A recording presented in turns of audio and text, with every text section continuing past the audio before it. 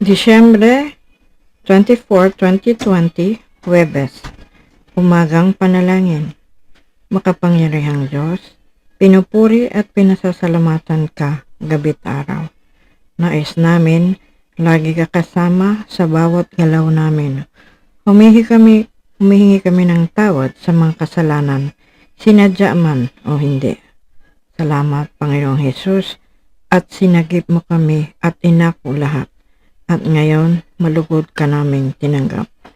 Pinapanalangin namin mga kapatid na nahihirapan sa panahong ito ng pandemya, naapektuhan ang kabuhayan, nahahawa sa sakit, nag-aalala sa pang-araw-araw na pangangailangan. Bigyan mo ng katatagan, harapin mga problema at ibalik ang pagtitiwala at pananampalataya. Sa mga taong nalulumbay, natatakot sa hinaharap, katukin mo po mga puso upang madama ang banal na presensya. Basbasan mo mga plano namin sa pagkakahanda ng pagdiriwang ng kapanganakan ng iyong anak na Jesus, ang Mesiya. Nabuhay ang pag-asa na kilalanin ang kabutihan mo, ang pagmamahalan, kapayapaan, ang hatid ng Kapaskuhan.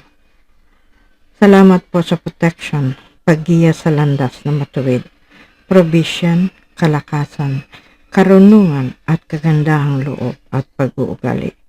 Naway gawin mo kaming instrumento sa pagkakayag ng mabuting balita. Ito dalangin namin sa ngalan ng iyong anak na si Jesus. Amen.